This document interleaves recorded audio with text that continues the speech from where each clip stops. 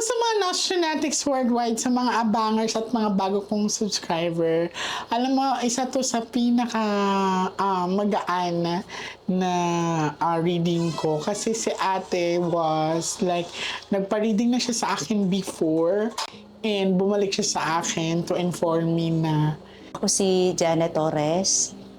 Yung experience ko kay Miss J, super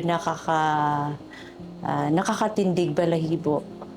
Kasi nung una kong punta, sabi ko sa sarili ko, ano ba to magic? Kasi lahat ng sinasabi niya, tumatama. Tapos, pangalawa, bumalik ako sa kanya kasi gustong-gusto ko talaga yung ano niya. Walang halong iaano ka para bumalik ka. Walang halong ganun. Kung anong lumabas sa baraha, yun talagang tumatama siya sa akin. Bumalik ako sa kanya kasi mag-exam ako eh. September 24. Naalala ko si Miss J, sabi ko, punta kay Miss J. Nakiusap ako sa admin na baka pwede kasi mag-exam ako. Gusto ko siya kausapin. September 22, binigyan niya ako ng slot. Friday. And then, sabi ko, Miss J, nakiusap ako. Medyo nag-aalangan siya, para saan ba to? Sabi niya sa akin. Basta Miss J, mag-exam ako. Tulong mo na rin po sa akin to. Pag-pray mo, binigay ko sa kanya yung pencil. Actually, paniniwala kasi na yung pencil magpapatasa sa tao. Hindi yung ginawa ni Miss J. Kundi ginawa niya yung pencil, binag-pray niya. And then, September, ito na, lumabas na yung result ng exam. Gulat ako. Napakataas ng ratings ko. It's 85. Naisip ko agad, Miss J, punta ako kay Miss J. Punta ako, magpa-sked ako. Magdadala ko ng pagkain kay Miss J, sabi ko nga. Pero walang sked, kaya ngayon ko lang ngayon ako nakapagpasalamat sa kanya ng personal talaga na. Talagang mapaiyak ako sobra kasi super nakakapanindig balahibo yung mga sinasabi niya. Yun lang po.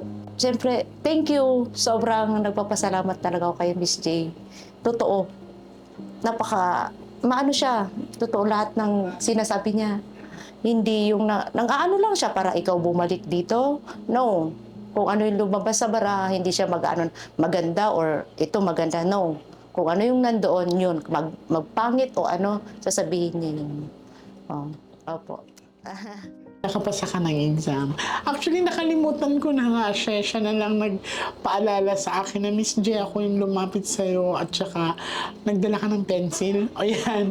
So, I'm very happy and sobrang isa sa mga biyaya. Kasi ang success nila ay success ko. But now, titignan pa rin natin kung ano ang reading niya this year. So, first mo to this year, no? Yes, po. Okay. So, ready ka na, ate? Opo.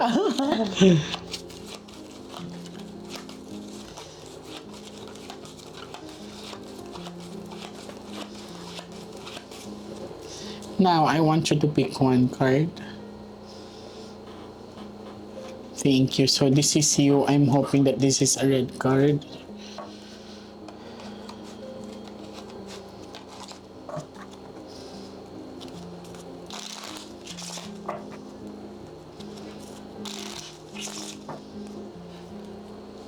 Cut the cards into 3.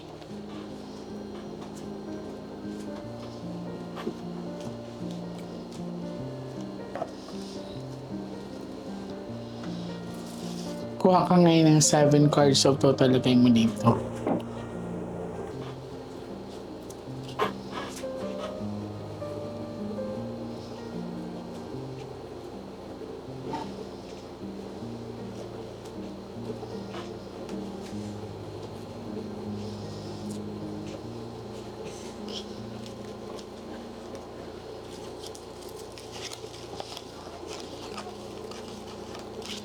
So this is you. I'm hoping that this is a red card. Okay, well, hindi siya red card, no? This is a representation of flower. Actually, maganda naman ang flower, but basically, ang flower kasi change of mood kasi siya. So, hindi nawawala kay ate yung, medyo moody siya or medyo worriness. Oy. So, relationship is not good, ate. May third party talaga. Ayan, no? So, mapapansin mo walang tao dito pero nakuha mo ang good career line. Yan. So, 8 of diamond is andito but you do have a crackdown relationship. Yes po. Hindi na ba siya umuwi sa inyo? Hindi na po. As in? Hindi na po.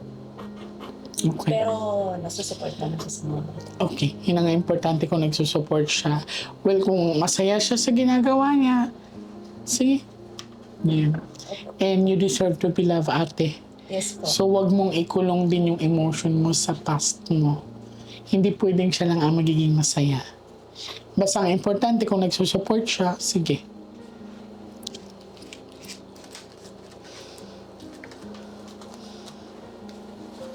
Kaya medyo exhausted lang yung energy mo because of the relationship. Okay.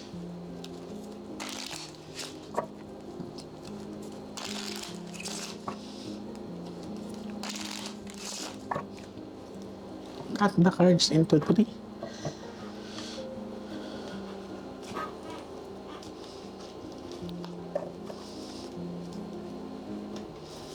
Kuha ka ngayon ng 9 cards of total lagay mo dito.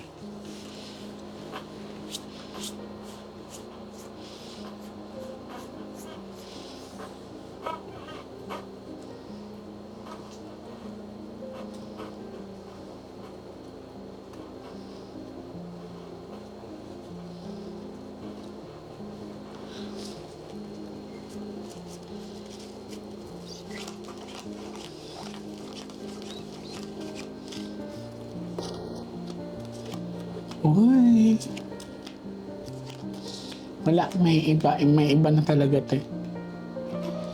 Pero alam mo ba to na may iba na siya? Opo, alam ko po. Okay. Yun, no?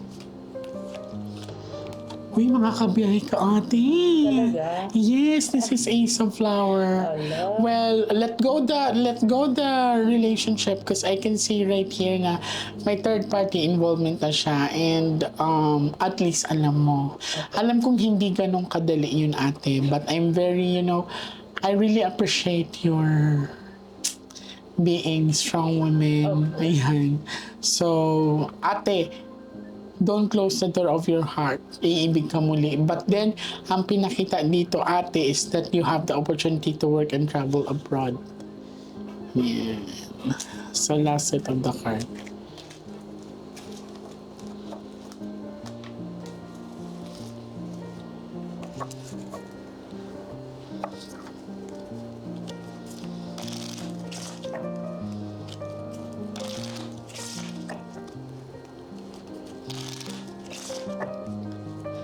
Cut the cards into 3.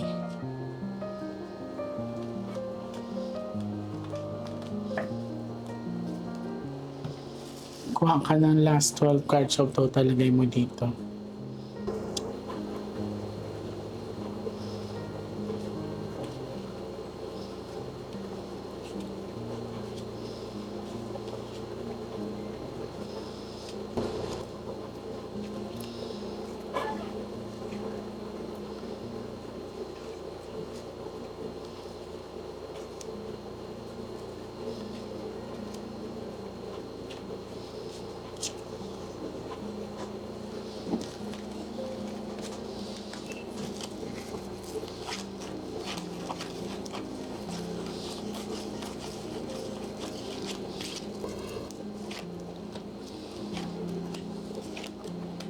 Huwag ka daw magdalawang isip sa mga plano mo. Wala ka bang ini-entertain ngayon? Bakit may gaya akong nakikita dito? Marami nagchat-chat pero hindi ko po ina-entertain. Well, for me, don't close the door of your heart kasi may guy talaga na darating sa'yo. Okay. Very nice. So, ate, wala akong nakikita malubang sakit sa'yo and everything is good, even the career line that you have. Talagang feeling ko kung nag-work ka man ngayon is maaring may darating bang panibago or magre-resign ka. Yan. Stay, tama po. Bakit? Plan ko po mag-resign. Oh, go na! Sinagot ka ng baraha. Kasi lipat ako sa public school. It's a good decision, ate. So, again, Graduate po kasi ako ngayon. I see. So, nakita ko nga, nakakagulat kasi as in, si ate nagulat siya, no? So, this is a revelation na parang she's planning to resign talaga and sinabi ng baraha magre-resign siya. Huwag ka matakot. I see a good opportunity sa'yo. Okay? Salamat sa'yo, ate, and God bless you. Thank you. Ito talaga ang gusto ko itanong. Kung tama ba na magre-resign ako? Pero wala pang tanong. Nasagot ka na? Ayan na. Okay. Thank you po. Okay, ate, don't be afraid. Start your new career. Aantayin ka sa pagbabalik mo. Opo, thank you. Thank you, so ate. much. God bless you. Thank you po. Thank you, ate. Good luck ha sa new journey mo. I love you, ate.